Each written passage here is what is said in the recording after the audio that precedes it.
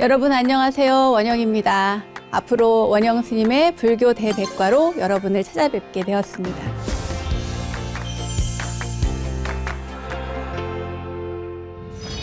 세상은 다양한 구성원들로 존재하고 있습니다. 각기 다른 모습뿐만 아니라 각기 다른 생각으로 저마다의 삶을 살아가는 사람들이 모여서 이 세상을 구성하고 있는데요. 그렇기에 부처님께서는 사람에 맞추어 대기설법을 통해 능력에 맞는 가르침을 주셨습니다. 그 다양한 방편들이 바로 84,000 법문을 이루고 있고요. 84,000 부처님 법문만큼이나 넓고 깊은 불교 상식들, 이 시간 그런 여러분을 위해서 준비한 시간입니다. 불교의 모든 이야기가 펼쳐지는 원영 스님의 불교 대백과, 과연 어떤 이야기가 펼쳐질지 기대해 주시고요. 그럼 믿음직한 원불대, 믿고 보는 원불대 출발해 보겠습니다.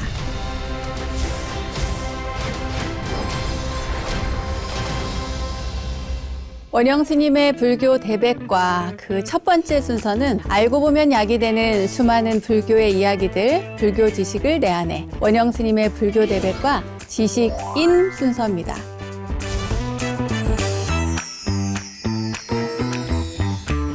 우리가 사는 지구별에는 다양한 종교들이 있습니다. 그 가운데는 불교라는 종교를 가진 나라들도 아주 많은데요. 이 아름다운 지구별에 있는 불교들을 정리해드리는 시간, 지구별의 불교들이라는 주제를 정해봤습니다.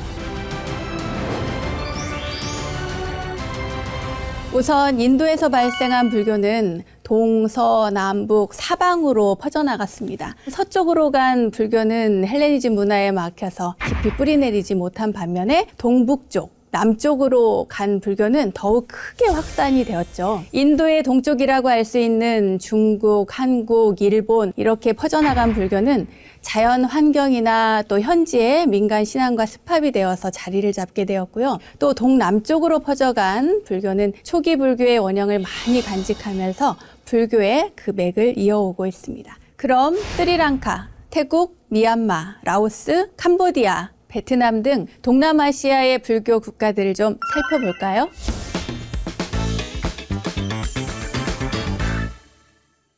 스리랑카는 인도 동남쪽의 아주 작은 섬인데요. 상자부 불교 전통교학의 근원이라고 불릴 만큼 불교의 영향이 지대합니다. 이 스리랑카는 사자의 자손이라고 해서요, 사자국이라고 불립니다. 현대에는 불교와 힌두교의 갈등이 심해서 이렇게 분쟁이 또 많이 일어나는 국가이기도 하고요.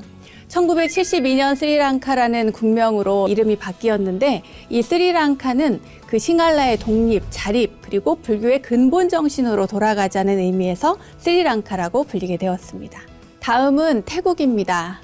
태국은 전 국민의 95%가 불교를 믿는 국가죠. 대표적인 불교 국가로 알려져 있습니다. 태국 사람들은요, 인생의 모든 의례가 불교식으로 진행이 돼요. 출생에서부터 시작해서 성장하고 결혼하고 마지막에 죽어서 장례를 치르는 것까지 일생의 전체적인 의례가 전부 불교식으로 진행이 됩니다. 그 태국에 가보신 분들은 아시겠지만 아침에 스님들의 탁발하는 모습을 보실 수가 있을 거예요.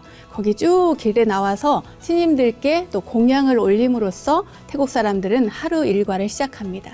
자, 그럼 태국에는 사원이 몇 개나 될까요? 태국에는 무려 3만 개나 되는 사원이 있는데, 그 사원을 왓이라고 부릅니다. 대표적인 왓은 에메랄드 사원이라고 부르는 왓 프라케오가 있습니다. 태국에 가신 분들, 또 앞으로 가실 분들 꼭 기억하시고요. 한번 꼭 참배해 보시기 바랍니다. 태국에는요, 굉장히 중요한, 그리고 다른 나라에 없는 그런 특징이 있어요. 태국의 남성들은 일생에 꼭 한 번 출가를 합니다. 너무나 좋은 제도라고 생각이 되는데, 이것을 부원앗이라고 불러요. 이 부원앗은 일생 동안 딱 한 번 출가를 해서 적어도 3개월 동안은 승려로서 생활을 하는 그런 제도입니다. 괜찮죠, 여러분?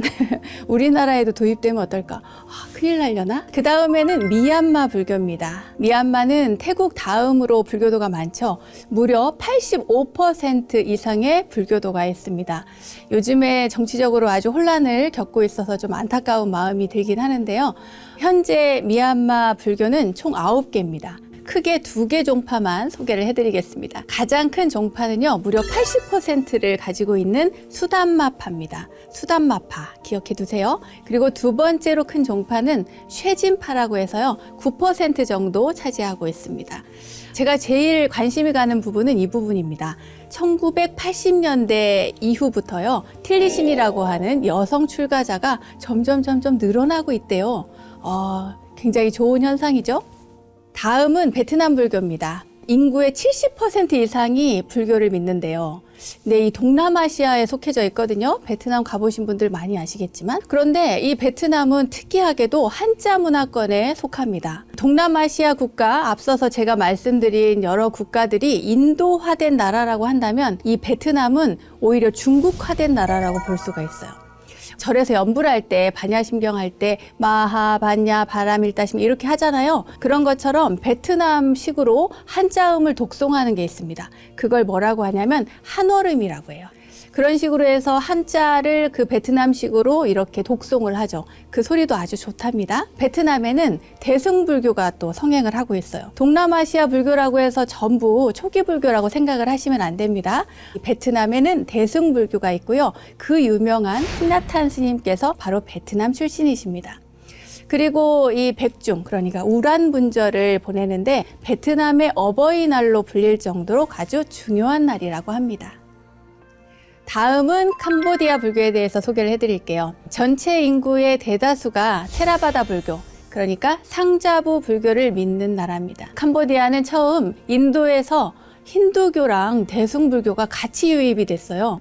이게 혼재되어 있습니다. 힌두교랑 불교가 섞여 있어요. 그걸 대표적으로 볼 수 있는 곳이 바로 앙코르와트입니다. 세계 문화유산이기도 한 앙코르와트. 그런데 이 앙코르와트는 절이 아니에요. 어디냐면 힌두 사원입니다.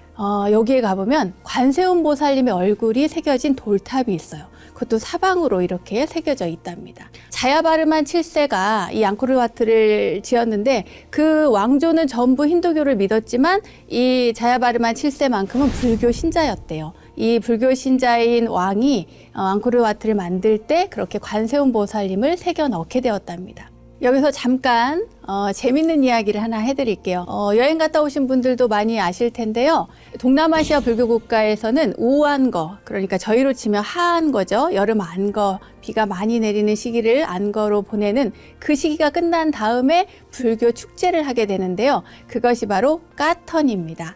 크메르어로 까턴이라고 하고요. 빨리어로 하면 까티나라고 합니다. 스님들께 옷을, 법복을 공양 올리고요. 그리고 많은 사람들에게 나누는 보시행을 하는 불교 축제인 셈이죠. 그리고 여기에서 나온 재원으로 학교도 짓고 병원도 짓고요. 어려운 이웃들을 위해서 재원을 사용을 하게 됩니다.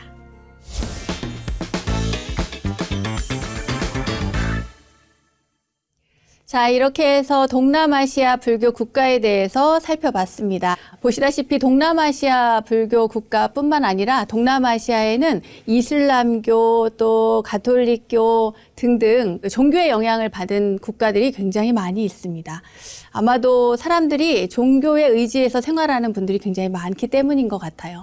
제가 상자부 불교, 그러니까 테라바다 불교를 이야기를 했는데요. 보통 우리가 소승불교라고 알고 있는 그 불교의 형태, 요즘엔 소승불교라는 단어를 잘 사용하지 않습니다. 초기 불교라고 이야기를 합니다. 다만 이제 학자들이나 전래되어 온 이야기들에 의하면 옛날에는 상자부 불교 그리고 대중부 불교 이렇게 크게 두 가지로 형태가 나누어져 있었는데 이 상자부 불교와 또 대중부 불교의 모습을 각각 다 가지고 있는 동남아시아 불교를 우리가 살펴봤기 때문에 여기서 잠깐 설명을 하고 넘어가겠습니다. 상자부 불교, 그러니까 테라바다 불교라고 불리는 이 불교는 초기 불교의 형태를 가지고 있고요. 그 옛날에 부처님이 열반에 드신 이후에 서로 다툼이 생기면서 마음이 갈라지고 또 스님들이 분열하게 되는데 상자부 불교는 불교의 전통을 이어가면서 조금 더 예스럽게 전통 그대로 살아가자. 단적으로 표현하자면 승려가 직접 돈을 받는 행위라든가 이런 것들은 하지 말자.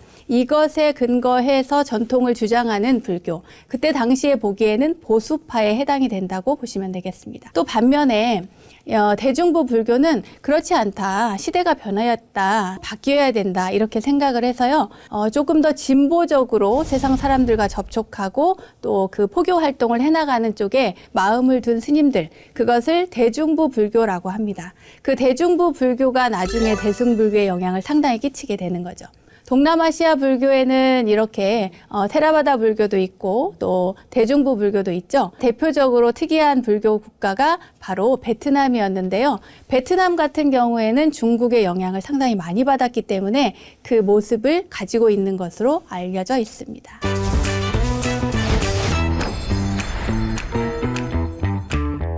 네, 이렇게 해서 지금까지 동남아시아 불교 국가에 대해서 설명을 해드렸습니다. 자, 그럼 북동쪽, 그러니까 동쪽으로 간 불교는 어떻게 되었을까요? 동쪽으로 간 불교는 또 중국, 한국, 일본 이렇게 영향을 많이 끼치게 되는데 거기 가기 전에요. 원래 부처님의 모습은 어떠했을까? 부처님 당시의 가르침과 부처님의 생애를 우리가 또 살펴보지 않을 수가 없겠죠? 그래서 준비했습니다. 부처님의 생애와 또 부처님의 가르침에 대한 이야기인데요. 팔상성도를 중심으로 이야기를 전개해 볼까 합니다. 여러분들 팔상성도 절에 가면 벽화에 많이 나와 있습니다. 이렇게 쭉 한번 둘러보세요. 아, 저 그림이 뭐지? 이렇게 궁금한 점이 있으면 사찰 스님께 꼭 한번 여쭤보시고요. 오늘 그 팔상성도에 대해서 말씀을 드리도록 하겠습니다. 부처님 당시에, 그러니까 부처님의 일생을 8가지 큰 사건으로 나누어서 그림으로 그려놓은 것이 바로 팔상성도인데요. 첫 번째, 도솔레이상입니다. 부처님의 어머니시죠. 마야 부인께서 태몽을 꾸셨어요. 흰 코끼리를 타고 도솔천에서 호명보살이 내려오는 꿈이요. 그 이외에도 부처님의 전생담을 담은 그림이 이 도솔레이상 안에 들어있습니다. 그리고 두 번째, 비람강생상입니다. 부처님께서 탄생하신 모습을 그림으로 이렇게 그린 건데요. 부처님께서는 기원전 624년에 태어난 것으로 알려져 있죠. 그때 부처님이 어떻게 태어났냐? 바로 무수 가지를 잡고 오른쪽 옆구리로 아기를 낳았다고 하는 그 그림이 이렇게 그려져 있어요. 이 오른쪽 옆구리로 아기가 태어났다는 것은 부처님이 쿠샤트리아 왕족이라고 하는 것을 의미하기 때문에 이런 그림이 나오는 것이고요. 또 아기가 태어나서 바로 또 오른손은 또 위로, 한 손은 또 아래로 이렇게 하고 천상천하 유아독전을 외쳤다고 하는 그 장면도 이 그림 안에 들어져 있습니다.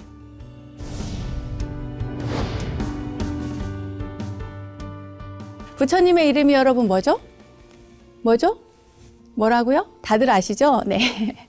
고타마 시달타입니다. 고타마 시달타의 이 시다르타라고 하는 이름은 모든 목적을 달성한 사람이라고 하는 의미입니다. 이 석가족의 사람들은요, 대부분 다 태양의 후예라고 하는 의미를 담고 있어서 이 사람도 그렇게 불렸대요. 태양의 후예. 이번엔 세 번째입니다. 세 번째 그림은요, 사문유관상입니다. 이 그림은 굉장히 중요한 그림이에요. 왜냐하면 부처님께서 발심해서 출가를 하게 된 계기, 그 동기가 이 그림 안에 담겨져 있기 때문입니다. 부처님은 태어나자마자 어머님이 돌아가셨죠. 마야 부인이 돌아가셨기 때문에 아마도 그 성장 과정에서 이 죽음에 대한 그런 의문이 항상 마음에 있지 않았을까 그런 생각이 듭니다. 양어머니께서 제 아무리 잘해도 또 그런 뭔가 고뇌가 있지 않았을까 감히 짐작을 해봅니다. 부처님께서는, 그러니까 시달타 태자는 12살에 농경제 행사에 참여하게 됩니다. 왜냐하면 그때 당시에는 전부 농사를 지었는데요.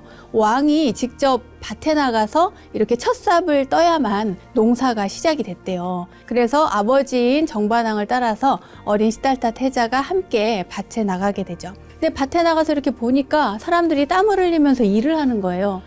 아, 사람은 또 저렇게 일을 하는 사람도 있구나. 나 같은 사람도 있고 왜 신분이 다를까? 이런 의심을 하게 되죠. 시달타 태자는 그 의심 때문에 이렇게 갸우뚱하고 있는데 그때 밭을 일구거든요. 밭을 일구는데 그 삽에 그 흙이 떠져 나왔을 때 그 끝에 벌레가 한 마리 있었어요. 근데 그 벌레를 이렇게 쳐다보고 있는데 갑자기 하늘에서 새가 막 날아오더니 그 벌레를 탁 낚아채고 하늘로 날아갑니다. 그 모습을 보고 이 어린 태자가 12살의 태자가 너무 충격을 받는 거예요. 저 새는 분명 먹을 게 필요해서 그 벌레를 잡아먹었을 텐데 도대체 왜 자신의 생명을 유지하기 위해서 저렇게 약한 것을 잡아먹을까? 이 약육강식에 대한 생각이 들게 되는 거죠. 이렇게 해서 이어진 고뇌가 드디어 결정적인 장면을 만나게 되는데요. 그것이 바로 뭐냐면 사문유관, 네 곳 성문 밖에서 부처님께서 이 생로병사를 보게 됩니다. 바로 첫 번째 동문에서 노인을 보게 돼요. 노인, 그러니까 늙음을 보게 되죠. 왜 저렇게 늙는 사람이 있지? 나는 이렇게 젊고 또 주변에 아름다운 시녀들도 굉장히 많고 한데 이렇게 고개를 갸우뚱거리면서 인간은 누구나 늙는 것일까? 이런 생각을 하게 됩니다. 그리고 어느 날 또 남문 밖에 나가서 이번에는 아픈 사람을 보게 돼요. 아, 저렇게 아플 수 있구나. 이 병고의 고통을 직접 눈으로 목격을 하게 되죠. 그리고 세 번째, 서쪽 문에 갔는데 문 밖에 갑자기 죽으니 장례 행렬인 거예요. 어느 행렬이 지나가니까 저게 뭐냐라고 물었어요. 그랬더니 사람이 죽어서 장례를 하는 행렬입니다. 이렇게 하고 죽음에 대한 이야기를 해줘요.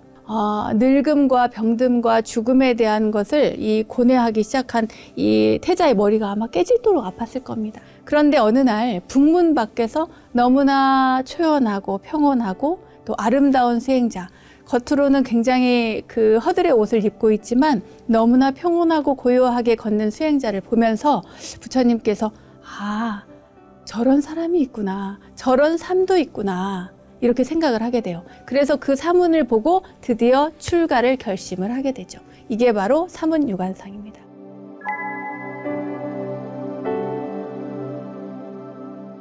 그렇게 출가를 마음에 먹긴 했는데 이 정반왕, 그러니까 아버지의 만류가 컸고 나중에는 백성을 다스려야 되는 입장이기 때문에 쉽게 결정하고 단행을 하지 못했는데 네 번째 유성 출가상에 보면은요 29살의 출가를 단행하는 그 모습이 그려져 있습니다.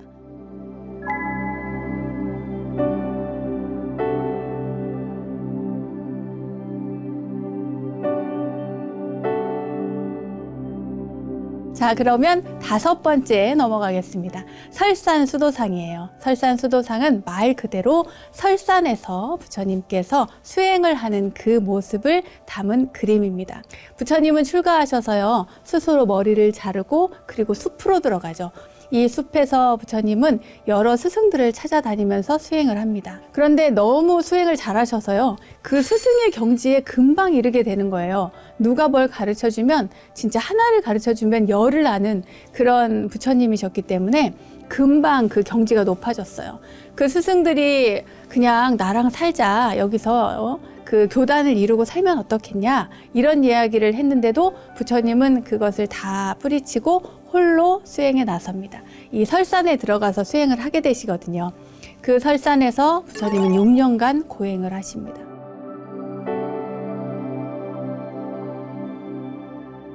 인도 사람들은요, 그때 당시에 이 육체를 괴롭혀야 정신이 해방된다고 생각을 했어요.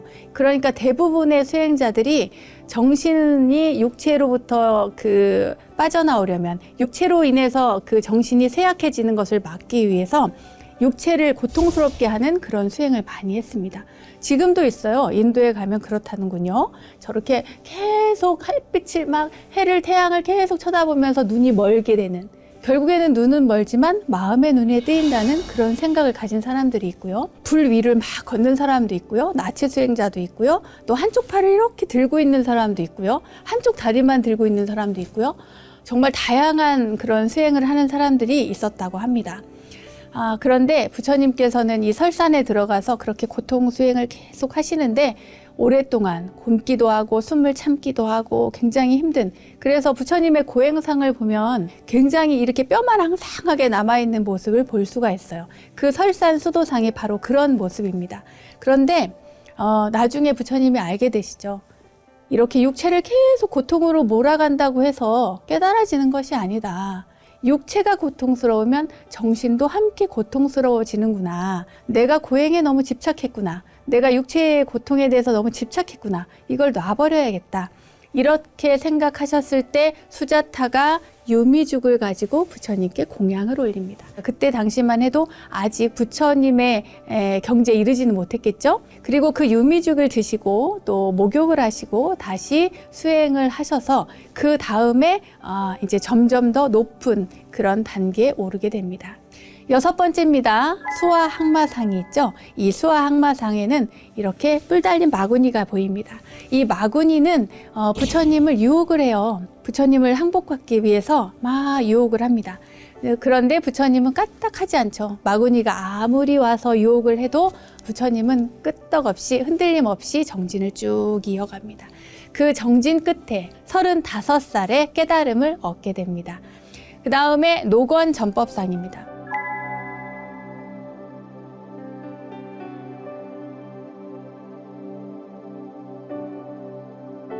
깨달음을 얻은 부처님께서 고민을 해요. 이런 심오한 경지를 내가 이야기해 준다고 해서 누가 알까? 누가 할까? 이렇게 생각을 하시죠. 그런 때 범천이 내려와서 부처님께 청합니다. 누군가는 알게 될 겁니다. 부처님께서 말씀만 해주시면 누군가는, 인연이 있는 그 누군가는 알고 이해하게 될 것입니다. 라고 부처님을 설득을 해요. 그래서 부처님께서 드디어 결심을 하게 되죠. 그리고 설법을 하기 위해서 길을 떠납니다. 맨발로 그 먼 길을 가요. 어디를 가느냐? 부처님께서 함께 수행하던 5명의 수행자들이 있었거든요. 그 수행자들을 찾아서 부처님께서 그곳으로 갑니다. 예전에 당신이 배웠던 그 스승들을 찾아가 볼까 해도 생각을 했는데 그 스승들은 이제 이 세상에 계시지 않았던 거예요. 이미 돌아가셔가지고. 그래서 녹야원에 가서 설법을 하시고요. 무려 45년간 부처님께서 설법을 하는 그 첫 번째 설법의 순간, 그 순간이 이 그림 안에 담겨져 있습니다. 그렇게 오랜 시간을 설법을 하시고 나서요, 부처님께서는 드디어 열반에 드시죠. 80세가 되었을 때 부처님께서 열반에 드시는데 바로 쌍림 열반상입니다. 어디 근사한 궁전에 가서 돌아가셔도 될 텐데, 열반에 드셔도 될 텐데 부처님께서는 거리에서 돌아가셨어요. 이렇게 쌍으로 세워져 있는 사라쌍수나무, 사라수나무 아래에서 부처님께서 열반에 드십니다. 자신을 의지하고 법을 의지해서 부지런히 정진하라는 그런 말씀을 남기시고 부처님께서는 열반에 드십니다. 그런데 열반에 드신 것으로 끝나지 않고요. 이 그림에는 아주 유명한 그림이 있는데요. 이 나무를 이렇게 쌓아서 화장을 하려고 했는데 거기 아무리 불을 붙여도 불이 안 붙더랍니다. 그래서 사람들이 다들 이상하다. 왜 부처님이 이렇게 불이 안 붙을까? 나무는 다 마르고 잘 탈 텐데 했는데 좀 기다리니까 가섭존자가 오게 된 거예요. 마하가섭이 와서 그 관을 붙잡고 통곡을 하니까 부처님이 관 밖으로 발을 이렇게 내밀었다 그래요. 내가 네가 온 것을 안다. 그래서 이것을 곽시쌍부라고 합니다. 그렇게 가섭존자가 참석한 다음에 불을 붙이니까 그제서야 불이 붙었대요. 이러한 모습들이 다 담겨져 있는 그림이 바로 쌍림 열반상입니다. 부처님의 일생에 대한 이야기를 8가지 중요한 장면으로 나누어서 팔상 성도를 중심으로 살펴봤습니다.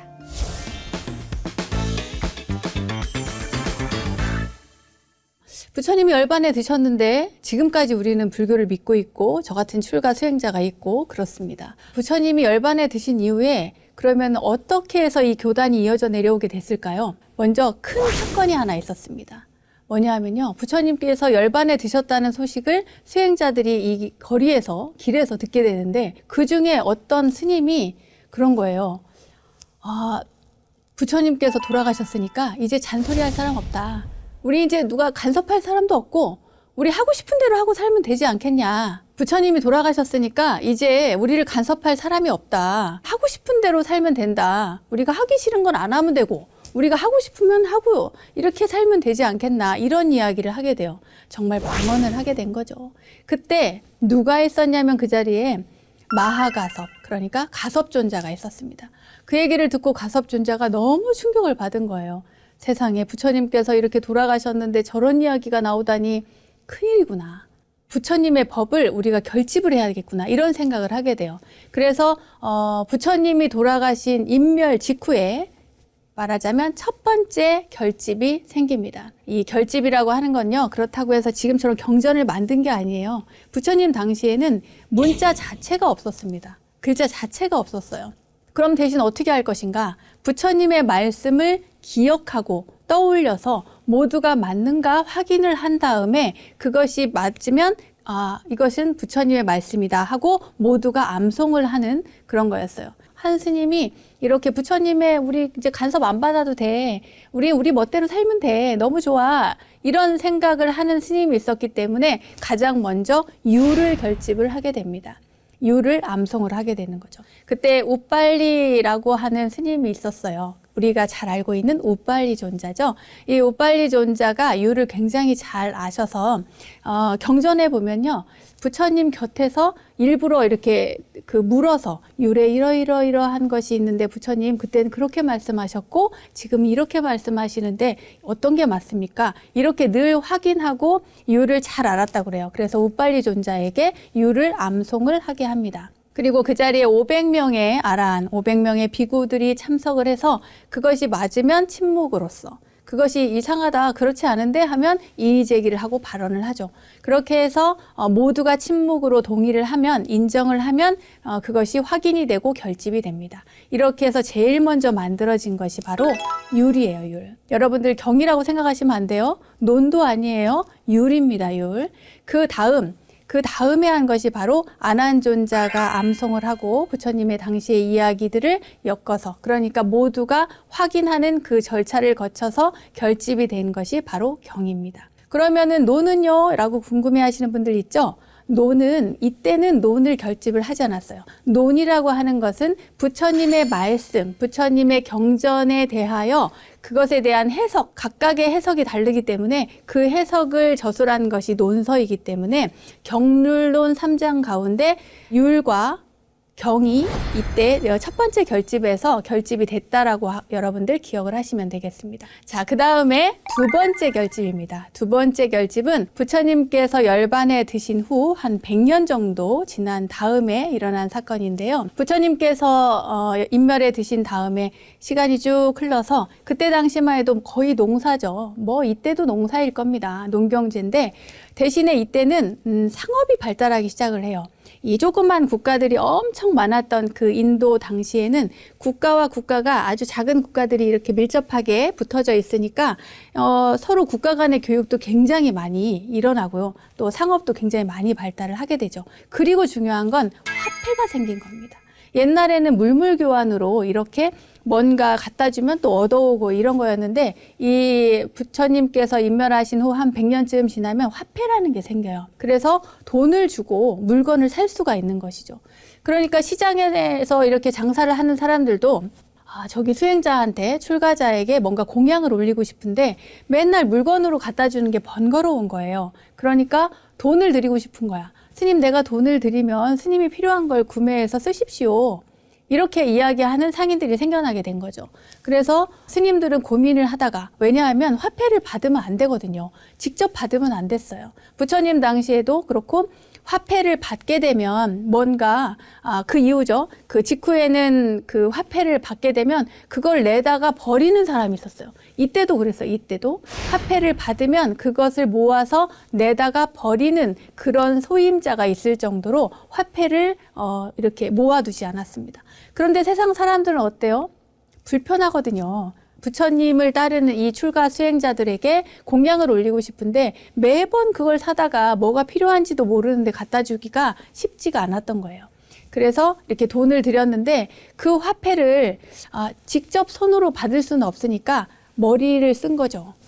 항아리에 물을 담근 항아리를 놓고 거기에다가 화폐를 담으라고 그랬어요. 그래가지고 그 돈을 갖고 스님이 직접 건진 것도 아니고요. 다른 사람을 통해서 그걸 가지고 다른 물건, 뭔가 필요하다 이러면 예를 들어서 우유가 먹고 싶다 또는 우유가 필요하다 이럴 때 우유가 필요하다라는 말을 하면 안 돼요. 하면 안 돼. 어떻게 하느냐? 우유를 알라. 이렇게 얘기를 해요. 재밌죠? 우유를 알라. 그릇이 하나 필요하다. 그러면 그릇을 알라. 이렇게 얘기를 하는 거예요. 그러면 내가 그릇이 필요해. 이렇게 얘기하면 안 된다는 거예요. 필요하다는 단어가 들어가면 안 돼요. 그러니 알라 이렇게 하면 아 스님이 그릇이 필요하시구나 하고 그 말귀를 알아듣고 가서 그거를 가져오는 겁니다. 이 제2 결집은 이렇게 화폐에 얽힌 이야기들이거든요. 이 화폐를 받는 모습을 외부의 스님이 와서 보고 너무 놀란 거예요. 부처님은 절대로 이런 걸 받지 말라고 했는데 그걸 직접 받고 있는 그런 스님들을 보니까 이러면 안 된다. 이래서 주변에 있는 비구 스님들을 다 청합니다. 그래서 700명의 그 비구 스님들이 모여요. 이 결집을 하게 되죠.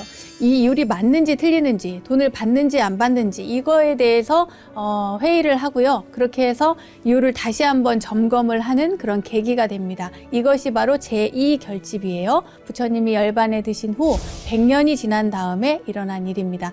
비사리성, 그러니까 외샬리라고 하는 성에서 일어났기 때문에 외샬리 결집이라고도 합니다.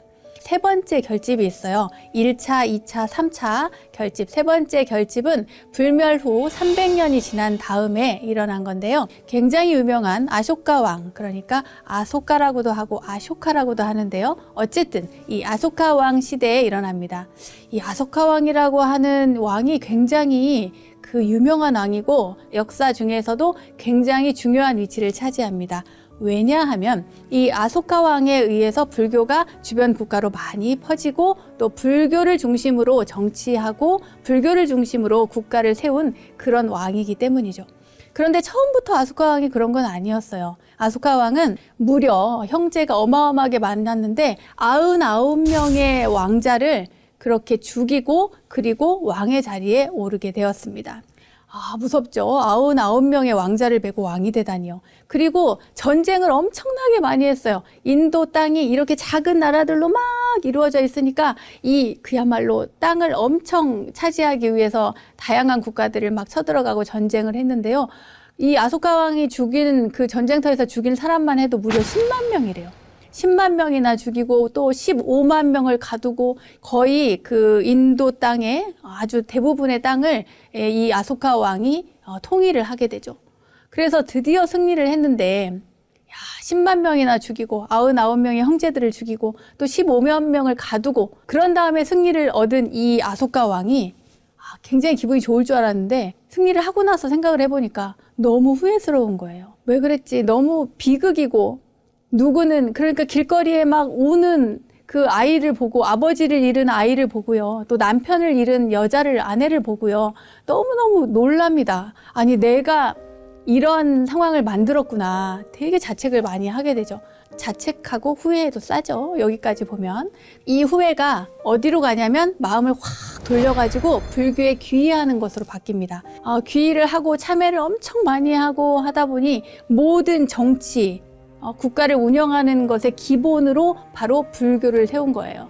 그래서 이 아소카 왕 당시에 약간 스님들 사이에 승단의 분열이 일어나니까 그것을 화합시키고 또 결집을 하게 되죠. 제3차 결집은 이 아소카 왕 시대에 이렇게 일어나게 됩니다. 그리고 아소카 왕은 우리나라 국사책에도 나온대요. 아유강이라는 이름으로 나옵니다. 아유강 많이 들어보셨죠?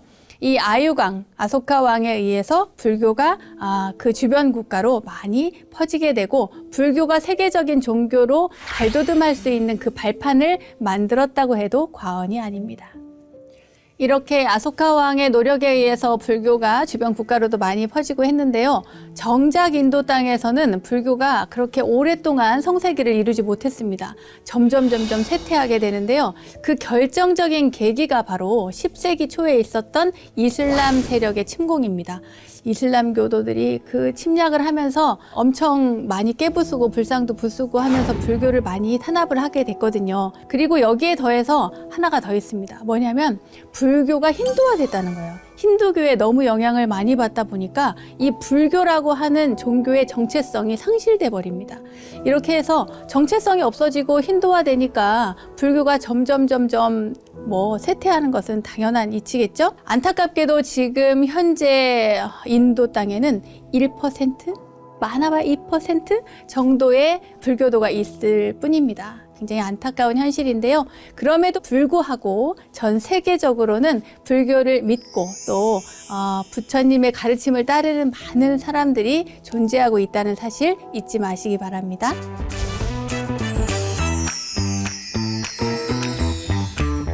저절로 알게 되는 사찰 이야기. 오늘은 이절로, 아니요, 저절로 시간입니다. 한국 불교 1번지 조계사로 떠나보도록 하겠습니다. 한국 불교를 대표하는 사찰입니다. 그리고 대한불교 조계종을 대표하는 사찰이기도 하지요. 대중과 더불어 사는 세상을 추구하는 대승의 보살 정신이 또 살아 숨쉬는 공간이라고 할 수 있겠습니다. 또 한국 근현대사의 격동기를 정말 우리 민족과 함께한 역사의 현장으로 볼 수 있는데요. 특히나 그 암울했던 일제 치하 시대를 극복해낸 민족 자존의 공간이라고 말할 수 있습니다. 조계사는 일제 치하인 1910년 조선불교의 자주화와 민족 자존의 회복을 염원하는 스님들에 의해서요, 맨 처음에는 각황사라는 이름으로 창건되었습니다. 당시 각황사는 근대 한국불교의 총본산으로 근대 한국불교 최초의 포교당, 그러니까 일제하에서는 최초의 포교당이었고 또 사대문 안에 최초로 자리 잡은 그런 사찰이기도 합니다. 1937년 각황사를 현재의 조계사로 옮기는 공사를 시작해서요, 이듬해 삼각산에 있던 그 태고사를 이전하는 그런 형식을 취해서 절 이름을 태고사로 바꿉니다. 1954년 일제 잔재를 몰아내려는 불교 정화운동, 잘 아시죠? 불교 정화운동이 일어난 이후에 조계사로, 지금의 조계사로 바꾸었습니다. 현재 조계사는 국제 문화도시인 서울의 이 한복판에 있어서요, 많은 사람들이 찾아오고 그래서 휴식과 여유를 시민들에게 제공하는 그런 공간으로서의 역할도 하고 있습니다. 이 조계사에는요, 굉장히 중요한 숨은 비밀이 한 가지 있습니다. 이 방송을 보시는 여러분들께서 꼭 알고 보시면 좋을 것 같은데요.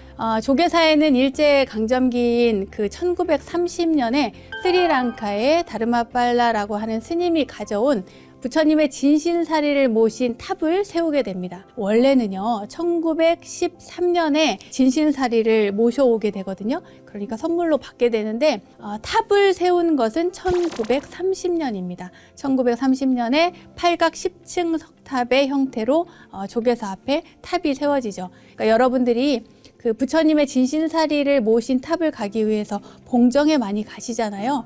봉정에 가지 않아도 됩니다. 조계사에 가시면 부처님의 진신사리가 있는 그 모셔져 있는 탑이 있으니까요. 꼭 가시면 그 탑도 참배하시고 여러분들 한 바퀴 도시고 또 기도도 하시고 소원 성취하시기 바랍니다. 이 조계사가 굉장히 아름다워졌죠. 대표적으로 여름에는 연꽃 축제를 하고요, 가을에는 국화 축제를 합니다. 뿐만 아니라 우리가 이 조계사는 성역화 작업을 통해서 점점 이 주변을 굉장히 넓게 공간을 활용을 굉장히 잘하고 있으니까요, 이런 것들도 염두에 두시고 여러분들 조계사를 방문해 주시면 좋을 것 같습니다.